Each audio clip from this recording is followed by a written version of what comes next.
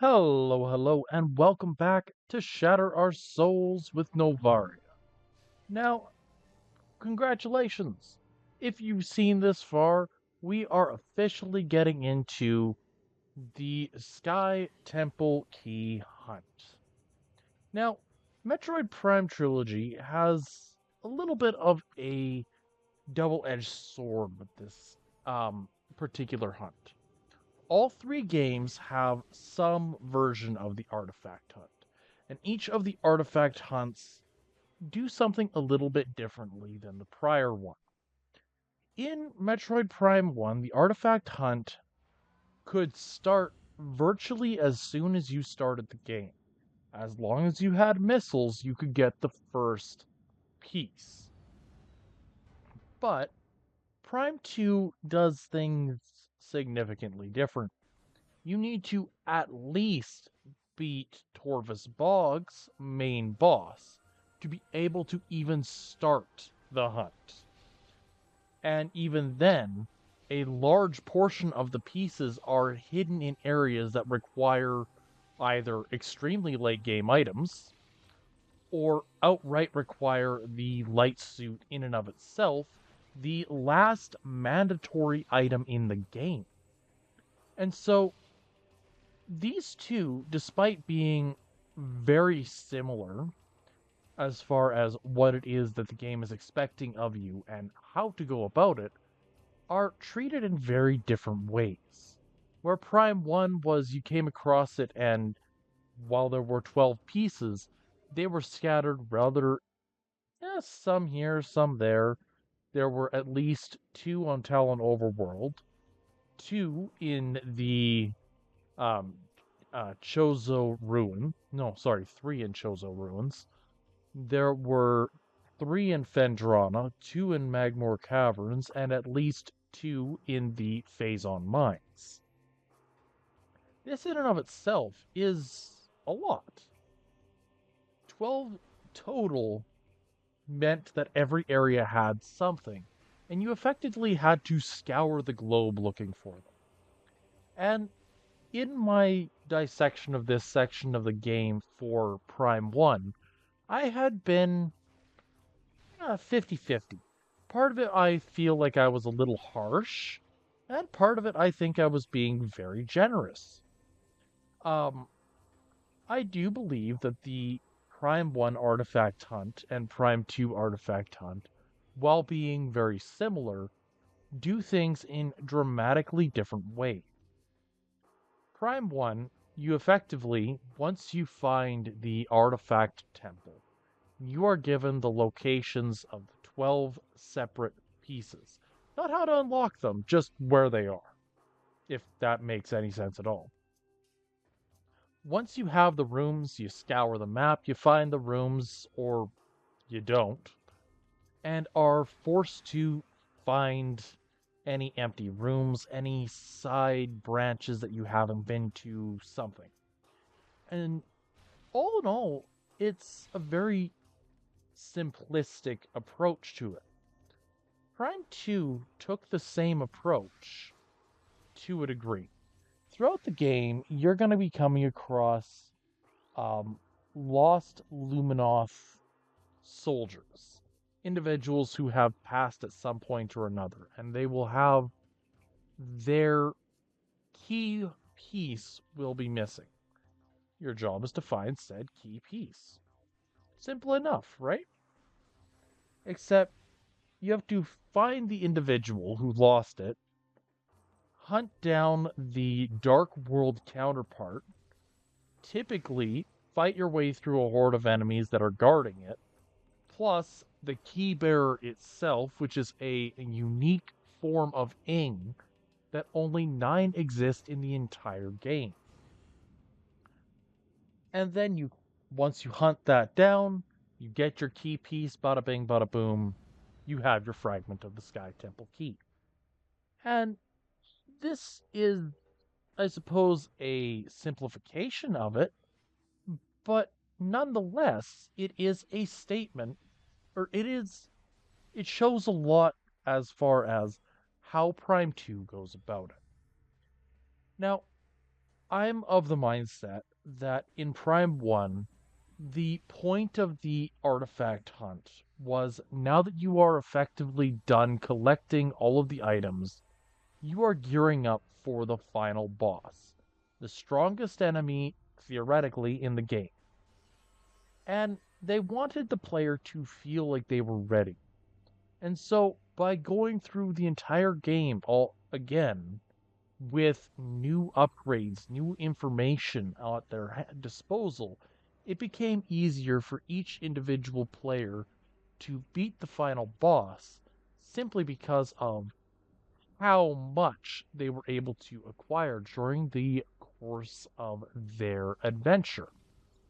Prime 2, however, more than Prime 1, focuses in on the late game.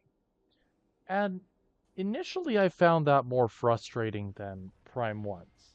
After all, by the time that I officially need every piece of gear, I only have, what, three, four pieces of the entire puzzle left to find.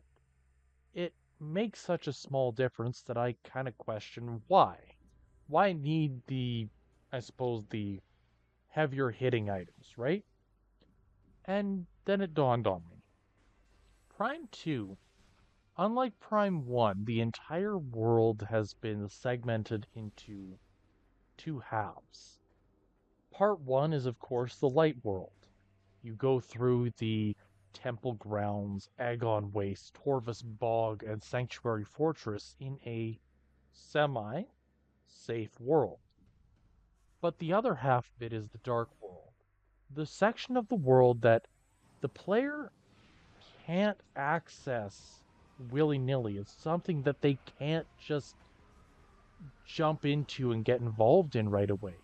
It has to be something that the player has worked towards.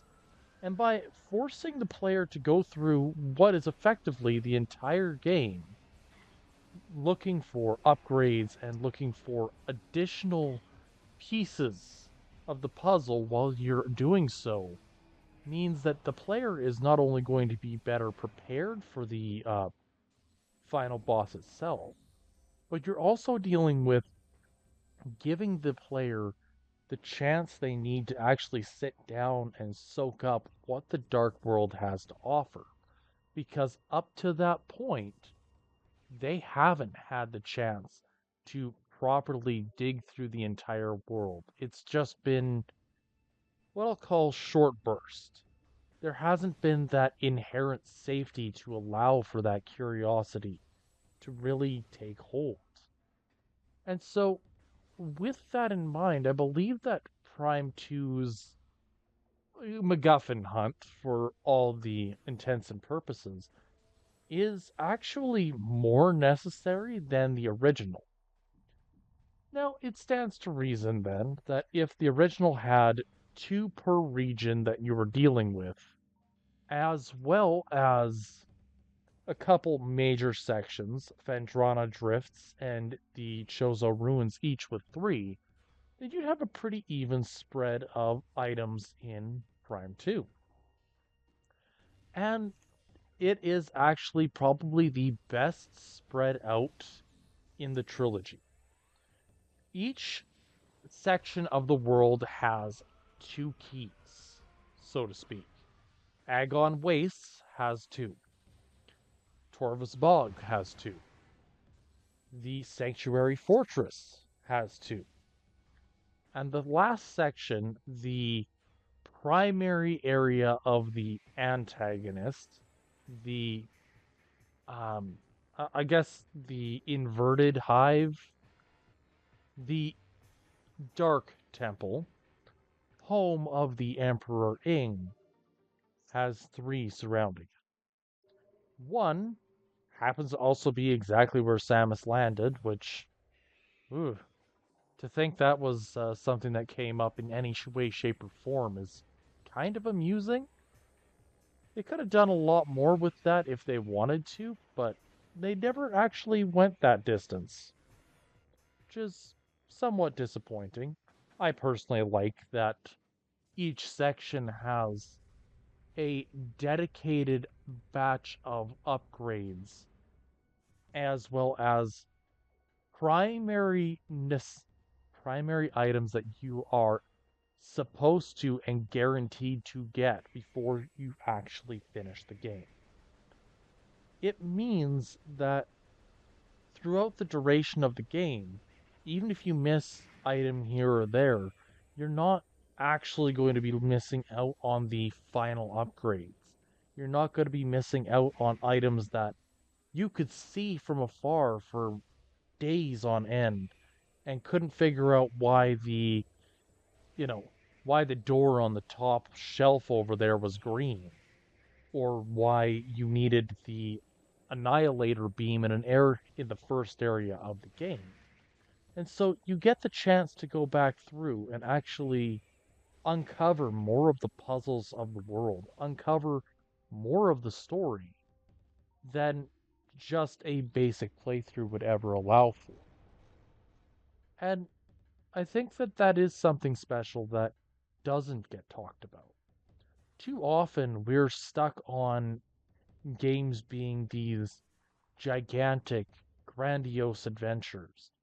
And to a degree, I believe that you are trying to get your money's worth out of it, right?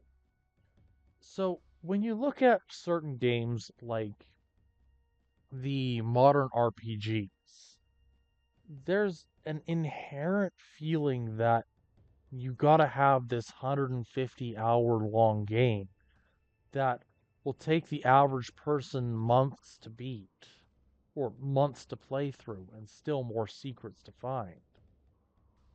That is the current mentality on video games at the moment. And to me, that doesn't sit well. Having an individual who is both a friend of mine and somebody who is a video game developer, indie developer, I can say that there is nothing wrong with a short and sweet um, overview of a game. There is nothing inherently wrong with a game that will take 2 hours to beat. What we need is to be able to acknowledge that there's more beneath the surface. Not every game needs to be a absolute behemoth of a game. Um, Metroid Prime 1, 2, and 3, the trilogy costs more than your average game. But between the trilogy, if you're just playing each game end to end as quickly as possible, not trying to go for 100% or even just trying to see what you can get into throughout the duration of the game, you'll find that the Metroid Prime trilogy is actually incredibly short. Only sitting at about, yeah, if you were to sit down and do it, you'd probably do it in about 30 hours. And that's a little bit of a generous side of things. I do believe that Prime 1 and 3 are shorter than Prime 2, but generally I'd say 30 to 40 hours. And that's a decent length of time.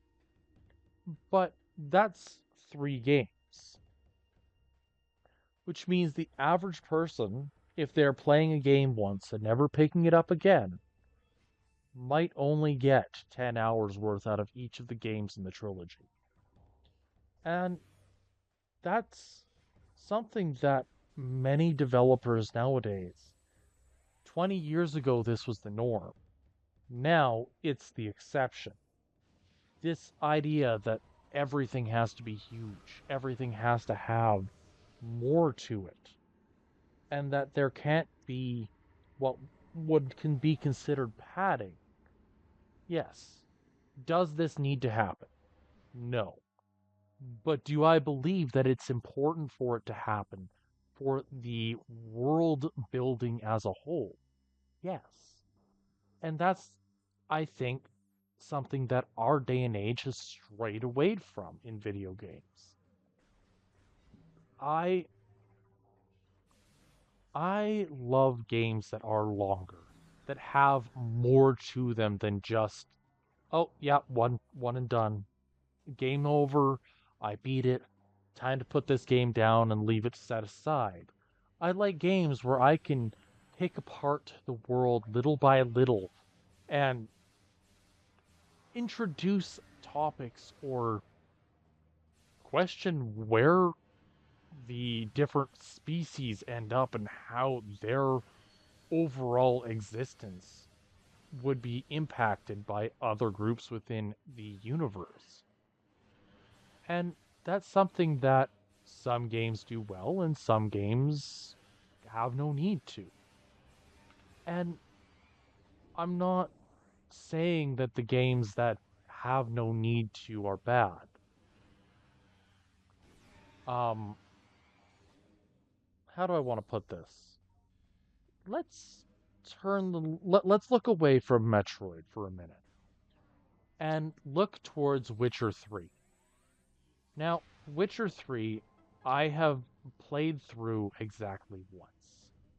And I won't shy away from the fact that I am not. I played through the game once with the intention of one and done, full 100% completion playthrough. And I got sucked into the world. And the thing is that Witcher 3 did a fantastic job of world building.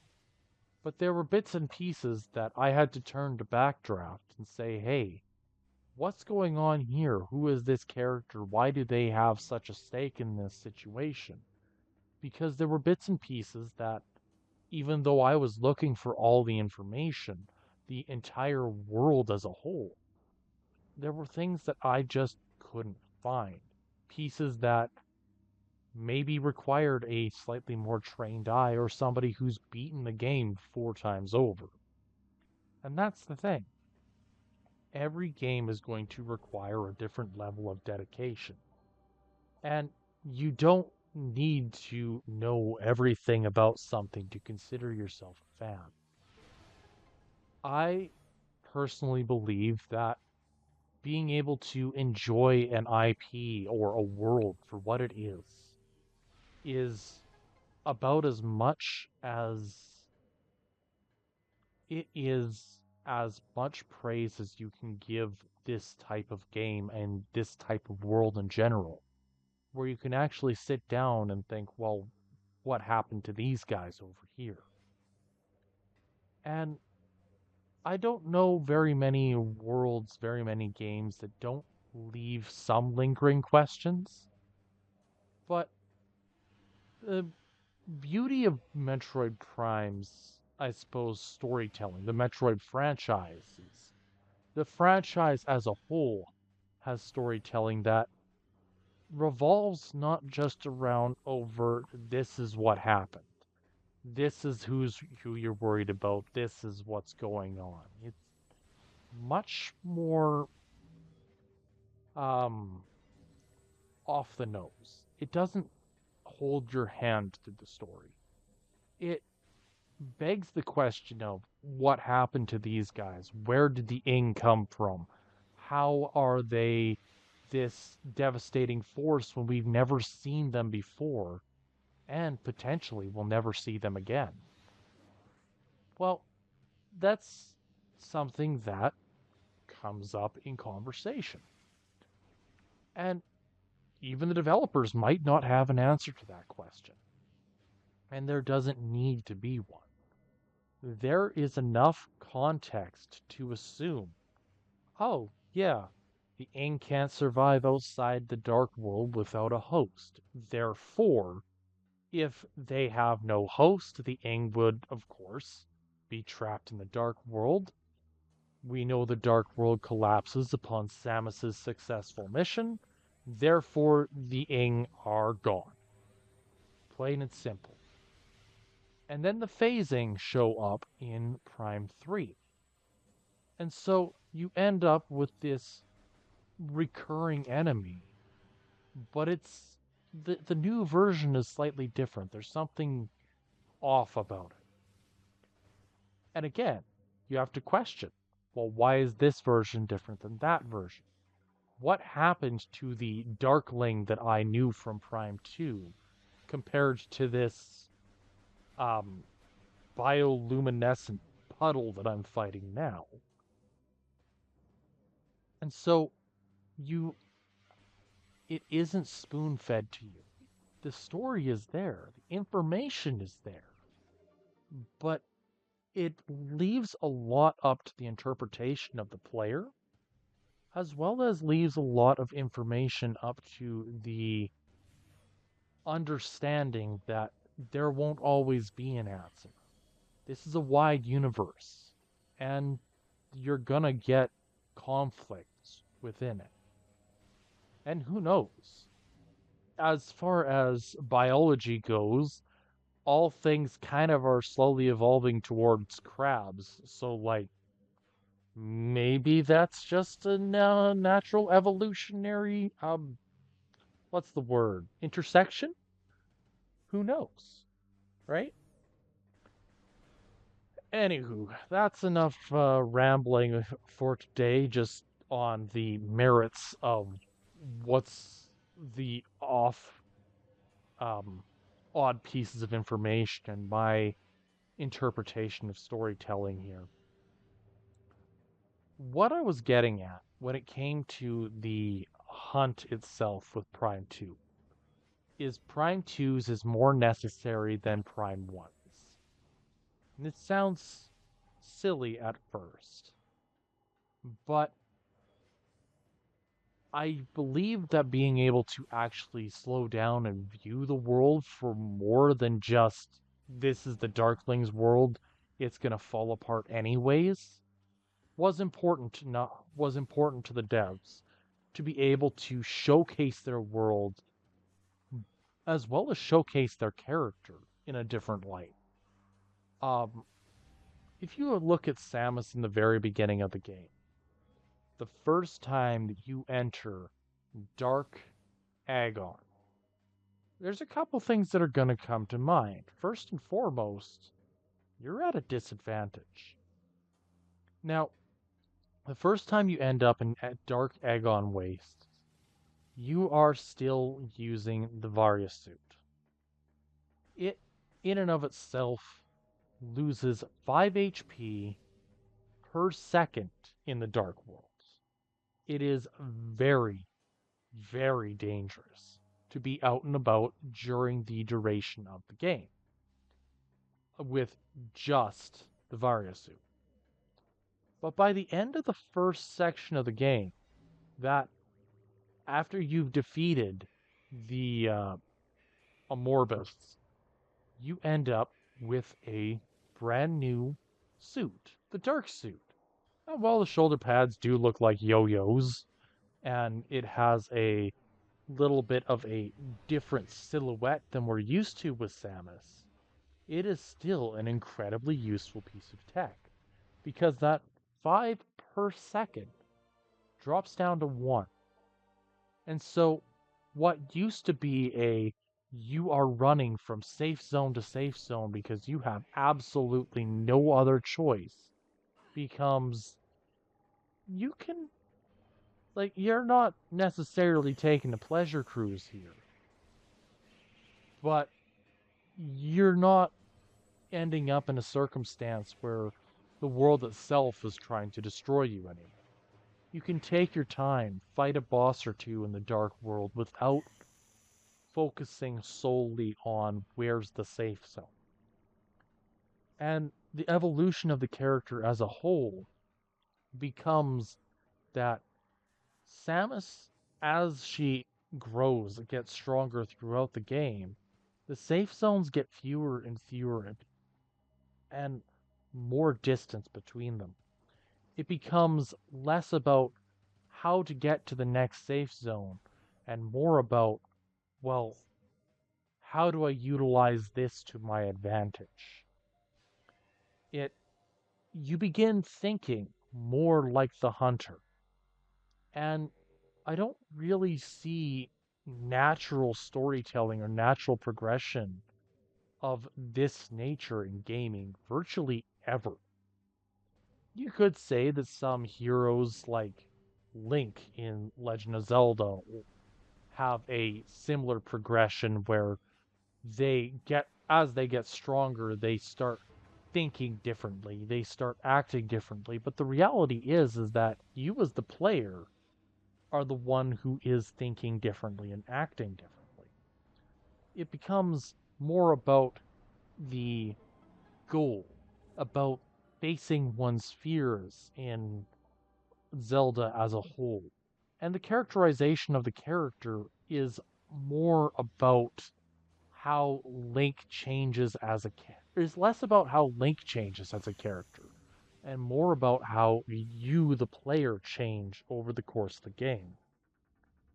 With Metroid Prime, you yourself start thinking and acting more like how Samus would in general. If you think about it, the act of changing out your weaponry, your visors, your running from safe zone to safe zone, you're checking in with save locations, and you name it. They're all, it's all pretty gamey, right? The entire intent being video game mechanics be video game mechanics, and they're gonna do what video game mechanics do. But Samus as a whole, the longer she goes, the more devastating she becomes as a hunter, the more actively she hunts down her opponents, looks for weak spots. And you can see this in how in the scan visor. You can see this in the dossiers of her rivals. You can see this in her just everyday actions. Slowly but surely, kind of feed into this overarching idea of what this character is and is capable of. And I don't think that Samus as a character could be pulled off in the same way, I suppose, as she was in the Prime trilogy brand new today. The standards of the industry have changed too dramatically over the last 20 years to allow a character like Samus to exist naturally. And this kind of sounds weird saying it out loud, but unless your character is supposed to be this avatar of the player and is created from the ground up by the player, generally speaking, there are no voice lines. There are no actions that come up that show just how powerful they are.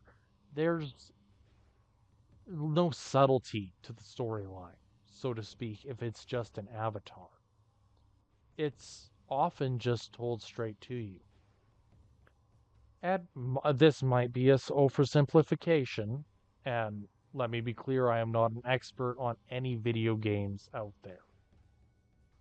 But I like to think I have a decent idea of what comes up in the discussion of these types of characters. And Samus, I don't believe would be a feasible character to pull off in today's day and age. And that's a real shame because I would love to see Samus be given more recognition than she has received over the last 20-ish years. As a silent-ish protagonist, silent protagonist, excluding the unholy game that we do not speak of, um, generally, what you get for interaction with the character is gestures, hand waves, the reflection of her eyes in the visor. Those subtle moments that kind of characterize this ominous, dangerous figure into something more than just a suit of armor. Um, I suppose I could, maybe I should. Um, my first interaction with Metroid Now, there are two, I suppose, that come to mind. My first interaction was a trailer in Legend of Zelda Ocarina of Time and Master Quest combined edition that was for Metroid Prime. But I never actually understood anything about it other than Metroid Prime looked freaking amazing. Um, and so I wanted more of that. I wanted to actually experience that game, but never actually got a chance to until Prime 3. What I did, however, run into was Super Smash Bros. Brawl. It was my first introduction to the character. And I admit, I sometimes I questioned what was going on. I had assumed that Samus was the same type of character that Snake from Metal Gear was, where he was a bit of a chatterbox. He said what was on his mind. He was always interested in sticking a fork in things and seeing if it was food. But Samus as a whole doesn't have much of that. Again, her characterization is gestures, hand waving. It's about how she carries herself in various circumstances. And, well, I'm pretty sure Samus wouldn't be running around with her plasma cannon outstretched, shooting the ground because she's, traveling from A to B and just needs something to do with her hands. I don't. Most of the cutscenes show Samus as always willing to get involved. You see Samus battling Dark Samus, and as soon as she gets this understanding of who she's battling with, the arm cannon goes out. As not a single shot has been fired, but there's this sense of foreboding, this forewarning of step out of line. You will understand what this thing is for. And it's wordlessly conveyed to the player with a simple gesture and a stance. Now, mind you, this was an age where there wasn't a whole lot of that. But if you like what you see, drop a like, leave subscribe. We'll catch you next time.